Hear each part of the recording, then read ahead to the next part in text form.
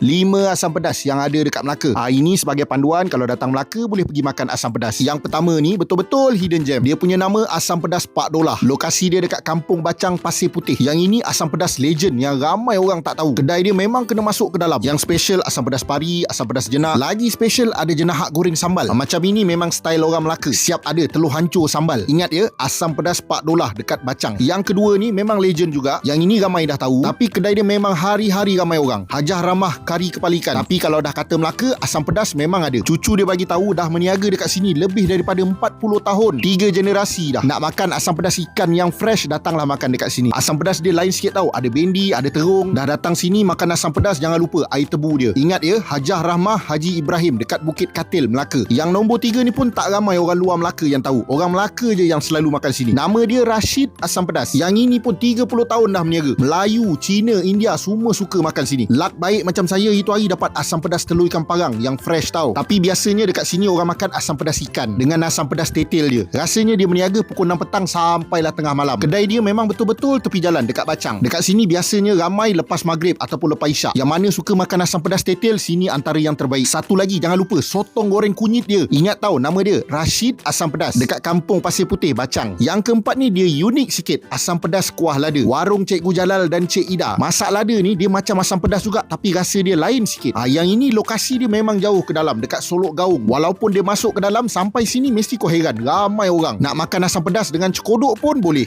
Yang kelima ni pun dah lebih daripada 20 tahun. Asam pedas Embok Cik. Yang ini asam pedas klepot. Lokasi dia dekat Pasar Borong, Batu Berendam. Asam pedas klepot ni kalau nak makan kena pelan-pelan sebab dia sampai tu memang mendidih macam ni. Sebab kalau kau terus hirup bernanah mulut. Dekat sini kau boleh makan dengan nasi putih ataupun roti canai. Telur ikan parang ada, ikan ada. Tapi biasanya kalau saya makan asam pedas dekat sini saya makan kepala ikan. Okey, 5 asam pedas lagi yang ada dekat Melaka. Save dengan share video ni, nanti boleh pergi cuba. Yang pertama ni betul hidden gem. Asam pedas warung Yah di Bulat. Yang ini pot orang-orang kampung lepak makan malam-malam. Lokasi dia dekat Bukit Punggur, dekat Alai, tak jauh daripada Teluk Mas. Macam-macam jenis asam pedas ada dekat sini. Yang paling penting semuanya di serve panas-panas. Asam pedas tetel, asam pedas kembung, asam pedas pari. Ikan bawal pun ada kalau tak silap. Ada satu lagi menu dia yang ramai orang order, bawal goreng. Ada sambal merah, ada sambal hijau. Kedai dia memang terceruk sikit dekat dalam kampung. Lepas ni boleh pergi cuba. Yang kedua ni pun hidden gem juga. Ramai lagi orang Melaka tak tahu. Asam pedas Cipoi. Yang ini lokasi dia dekat Malim. Yang dekat sini pagi ada, malam pun ada. Boleh makan dengan nasi putih ataupun roti canai. Memang dia ada buat dekat situ sampai malam. Yang ketiga ni dekat Teluk Mas. Makan tengah hari pun boleh, makan malam pun boleh. Saya pun baru tahu. Rupanya malam dia meniaga. Ni saya bagi tahu yang special dekat sini, masak lada telur ikan mayung. Payah dah tahu nak jumpa orang buat masak lada. Masak lada dengan asam pedas ni dia lebih kurang je. Tapi masak lada ni rasa dia lain sikit. Nama dia asam pedas Osamin. Makan tengah hari sampai makan malam. Yang keempat ni antara yang lama juga dekat Melaka, dah lebih 30 tahun meniaga. Warung Pusaka Asam Pedas. Lokasi dia dekat Bukit Baru, dekat depan flat Sri Siantan. Yang ini pun dia buka daripada pagi sampailah pukul 3 petang macam tu. So nak makan asam pedas boleh juga cuba makan dekat sini. Lauk-lauk yang makan biasa tu pun ada. Goreng-goreng pagi-pagi dah ada.